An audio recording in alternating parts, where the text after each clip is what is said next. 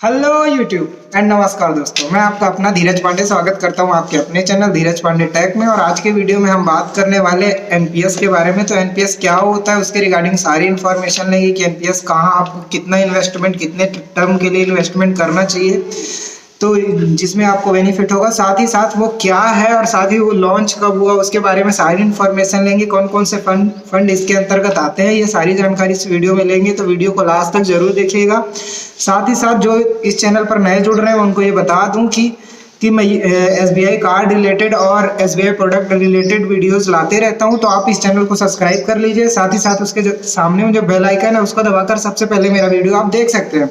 तो आइए ज़्यादा देर नहीं करते हैं, वीडियो स्टार्ट करते हैं कि एनपीएस असल में होता क्या है। तो एनपीएस का मतलब होता है full form national pension scheme.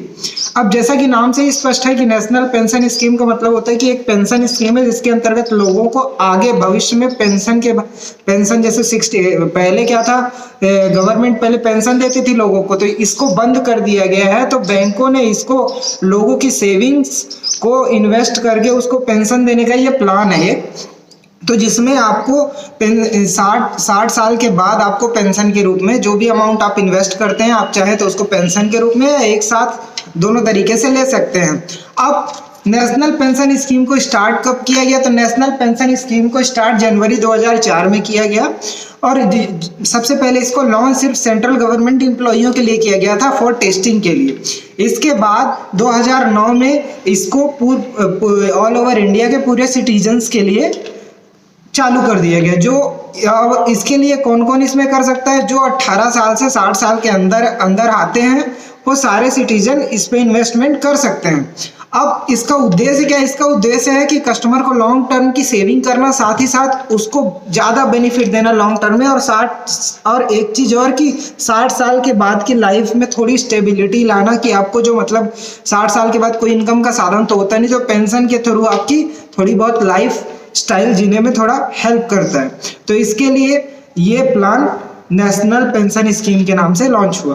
अब बात करते हैं कि इसके लिए कौन कौन एलिजिबल है और तो इसकी एलिजिबिलिटी तो मैंने आपको बताया कि ऑल ओवर इंडिया में जितने भी सिटीजन्स हैं वो इसके लिए अप्लाई कर सकते हैं।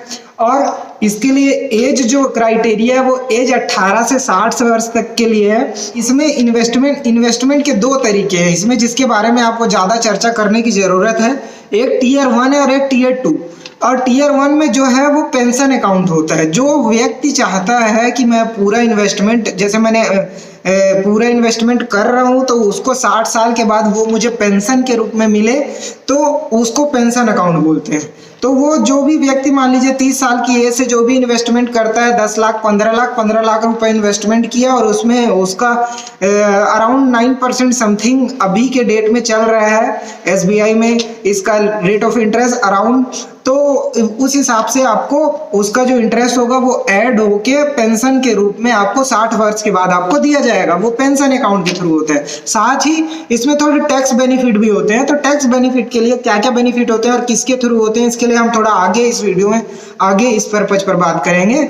अब टीयर 2 की बात करते हैं तो टीयर 2 में कुछ लोग ऐसे होते हैं जो पेंशन के रूप में इसको नहीं करते हैं, इन्वेस्टमेंट के रूप में लेते हैं। तो जो लोग इन्वेस्टमेंट के रूप में करना चाहते हैं कि मतलब मैं लॉन्ग टर्म के लिए 10 से 12 साल के लिए पैसे जमा करता हूँ, उसके बाद वो डायरेक्टली जितना भी विड्रॉवल है वो मेरे खाते पर आ जाए, तो वो लोग इन्वेस्टमेंट पर्पज से भी कर सकते हैं। अब बात करते हैं कि इसमें मिनिमम कितना अमाउंट आप इन्वेस्टमेंट कर सकते हैं। तो जो मिनिमम अमाउंट है टीयर 1 मतलब जो पेंशन अकाउंट है उसमें जो आप इन्वेस्टमेंट करेंगे वो मिनिमम 1000 है फर्स्ट टाइम में मिनिमम आपको 1000 इन्वेस्टमेंट करना है। और उसके बाद आप इसमें एक बार कोई से भी मतलब साल भर में एक बार 500 रुपये का और देना पड़ता है। नेक्स्ट जैसे उसको रिन्यूअल करवाना है तो 500 रुपये साल भर में आपको और उसमें इन्वेस्टमेंट करना रहेगा, तो पेंशन अकाउंट आपको चलता रहेगा। और जो इन्वेस्टमेंट अकाउंट है उसमें भी आपको 1000 से ही स्टार्ट करना रहता है, पर उसमें क्या है कि साल भर में आपको मिनिमम 2000 रुपये उसमें डालना ही है। मिनिमम 2000 रुपये आप डालेंगे तो ये अकाउंट रेगुलरली बेसिस पे आपको चलता रहेगा।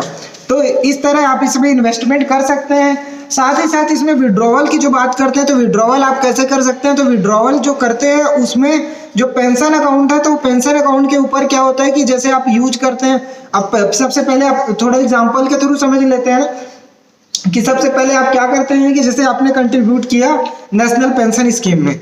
अब नेशनल पेंशन स्कीम में जो पैसा आपने कंट्रीब्यूट किया, अब सपोज दैट कि आपकी जिन्होंने ये इन्वेस्टमेंट कर रहा है, जैसे मैं कर रहा हूँ तो मेरी डेथ हो जाती है, तो जो भी नॉमिनी है वो चाहे तो पूरा का पूरा पैसा उसमें पूरा का पूरा पैसा विड्रॉवल मतलब खुद ले सकता है पूरा, कुछ भी वो नहीं चाहता है कि पेंशन वेंशन मिले तो वो ये कर सकता है। फर्स्ट ऑप्शन ये है।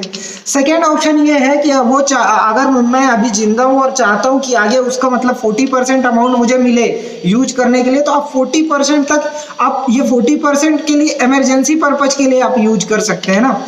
इमरजेंसी पर्पज जैसे कि मान लीजिए बेटी की शादी है, आप हॉस्पिटल है या कुछ भी है, तो उसका वो दे के आपको 3 साल के अंदर में 40% अमाउंट विड्रॉवल कर सकते हैं। और जो बचा अमाउंट है वो आप बचे अमाउंट को आप पेंशन के रूप में हर मंथली ले सकते हैं।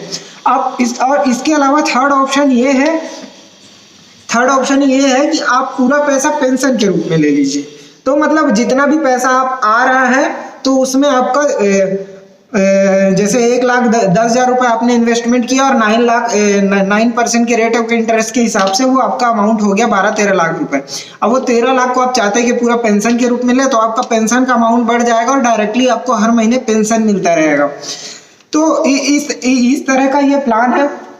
अब इसमें क्या होता है कि जो टैक्स बेनिफिट की थोड़ी मैंने बोला था कि टैक्स बेनिफिट की थोड़ा बात कर लेते हैं। उससे पहले जो क्या बोलते हैं, इसमें कौन कौन से फंड में ये इन्वेस्ट होता है उसके बारे में बात कर लेते हैं कि स्कीम इसके अंतर्गत कौन कौन सी स्कीम अवेलेबल है उसकी बात करते हैं। तो जो स्कीम अवेलेबल है उसमें क्या है कि सबसे पहले इसमें थ्री एसेट्स स्कीम है, दोनों में ही है, चाहे इन्वेस्टमेंट में हो चाहे वो पेंशन अकाउंट में। तो इसमें 3 चॉइस रहती है आपकी।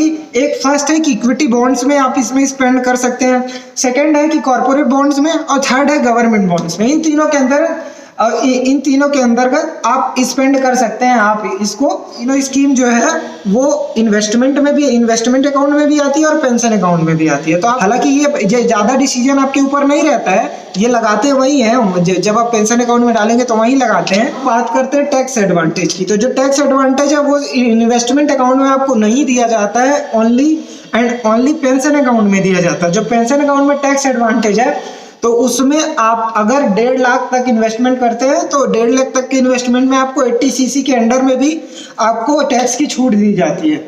साथ ही साथ एडिशनल कंट्रीब्यूशन और करते हैं आप 50,000 का, तो उसमें 80 सीसी डी के अंतर्गत आपको छूट दी जाती है टैक्स बेनिफिट में। कि इस और एग्जाम्पल के हिसाब से समझते हैं कि मतलब इसमें बेनिफिट कैसे है। तो आप एग्जाम्पल स्क्रीन पर देख रहे होंगे कि एग्जाम्पल असल में क्या आप देख रहे होंगे कि मिस्टर ए और मिस्टर बी दिख रहे होंगे आपको स्क्रीन पर। अब उसमें क्या है कि एक जिन्होंने एज 30 साल से जिन्होंने कंट्रीब्यूट करना स्टार्ट किया और एक जिन्होंने 40 साल से कंट्रीब्यूट करना स्टार्ट किया। अब दोनों का मंथली थोड़ा अलग अलग होता है, तो मंथली कंट्रीब्यूशन अलग अलग होता है। तो मंथली कंट्रीब्यूशन जिन्होंने 30 साल में, मिस्टर ए जिन्होंने 30 साल में स्टार्ट किया इसको, उनका 3,000 है, और जो बी है मिस्टर, उनका 4,000 है, 4,500 रुपए। आप देख रहे हैं कि दोनों का जो इन्वेस्टमेंट अमाउंट है वो टोटल हो गया। ये जो 60 साल में दोनों ने बराबर इन्वेस्टमेंट किया, 10,80,000 पर उसका क्या बोलते हैं, उसका रेट ऑफ इंटरेस्ट आप देख पा रहे हो 10%, अभी अब 9% दे रहा है कोरोना टाइम में, पर ये बढ़ता है 10% तक मिनिममली आपको मिल जाएगा ले रहे हैं।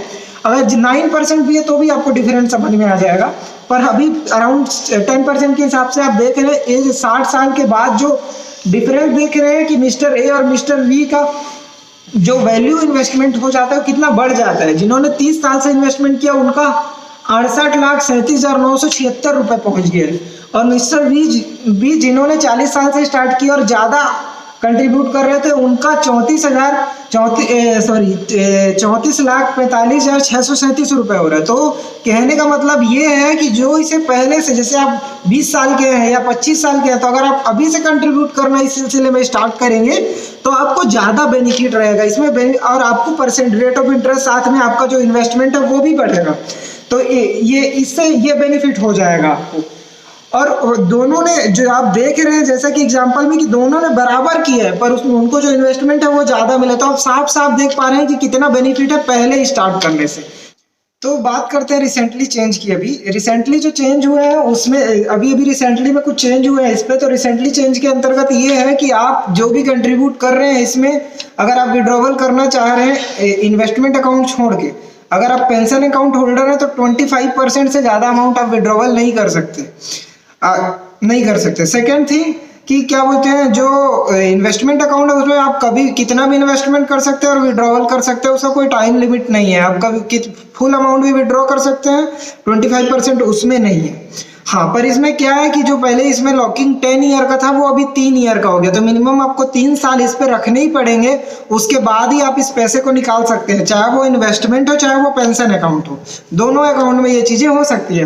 अब बात करते हैं कि आप इसको अप्लाई कैसे कर सकते हैं। तो अप्लाई करने के लिए आपको सिर्फ आपके अपने एक तो आप अपने SBI शाखा या नियरेस्ट जो भी आपका शाखा है, SBI शाखा में जाके आधार कार्ड पैन कार्ड दे के और वहाँ पर बोल दीजिए कि एनपीएस का अकाउंट, सॉरी एनपीए बोल रहा हूँ, एनपीएस का अकाउंट, एनपीएस का अकाउंट ओपन कर दीजिए। मेरा इतना कंट्रीब्यूशन 1500 जो भी आप करना चाहते हैं उसके हिसाब से आप उसमें मिनिमम में 1000 तो पहली बार लगेगा, उसके बाद 500 आपका अगर पेंशन अकाउंट खोलते हैं या ये करते हैं तो आपको साल भर में 2000 रुपये कंट्रीब्यूट करना है।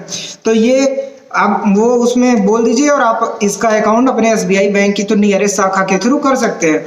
अगर किसी को आवश्यकता हो वह किसी के थ्रू करवाना चाहते हो, आप मुझे मेरे मेल आईडी मेंशन है इसमें, तो मेल आईडी पर मेल कर दीजिए, मैं यहाँ से ओपन करवा सकता हूँ। मेरे को मैं यहाँ से ओपन करवा सकता हूँ अगर आप चाहें तो, अदरवाइज आप अपनी नियरेस्ट शाखा से भी इसे ओपन करवा सकते हैं। सेकेंड, आप ऑनलाइन भी इसे कर सकते हैं। ऑनलाइन करने के लिए आपको आधार कार्ड इसको साइट्स पर जाना पड़ेगा एनपीएस के, और उसमें जाकर अपना आधार कार्ड पहले लिंक करना पड़ेगा। उसके बाद इंस्टेंट प्रेन अलॉटमेंट के का ऑप्शन चूज करना पड़ेगा। उसके बाद आप अकाउंट का सेक्शन चूज करेंगे। आप स्क्रीन पर देख रहे होंगे, मैंने इसका प्रोसेस आपको दे दिया है। आप उसमें टियर 1 टियर 2 किस पे इन्वेस्ट करना चाहते हैं वो चूज करिएगा। उसके बाद डिस्पैच कर दीजिएगा प्रेन किट आपके पास तक पहुंचेगा। उसके बाद या आप चाहें तो पेमेंट गेटवे के भी थ्रू कर सकते हैं, OTP भी कंट्रीब्यूशन कर सकते हैं। तो इस तरह से आप इन्वेस्टमेंट कर सकते हैं। साथ ही साथ इसके लिए ज़्यादा जानकारी आप चाहते हैं तो इसका ईमेल आईडी और मैं आपको इसका जो हेड ऑफिस है उसका आपको नंबर दे देता हूँ। साथ ही साथ उसका जो ईमेल आईडी है आप वो सारी चीज़ें भी आपको प्रोवाइड कर रहा हूँ, स्क्रीन पर आप देख लीजिए, उससे आप देख सकते हैं। और आप वहाँ भी एक बार कांटेक्ट करके थोड़ी बहुत जो भी जानकारी अगर वो हो तो आप वहाँ से भी ले सकते हैं। साथ ही साथ अगर कोई क्वेरी रह गई हो इस वीडियो के रिलेटेड तो आप नीचे कमेंट बॉक्स पर कमेंट करिए, मैं उसे सॉल्व करने की कोशिश करूँगा। और साथ ही अगर वीडियो अच्छी लगी हो तो वीडियो को लाइक करें, चैनल को सब्सक्राइब करें। तो अपना बहुत ख्याल रखिए।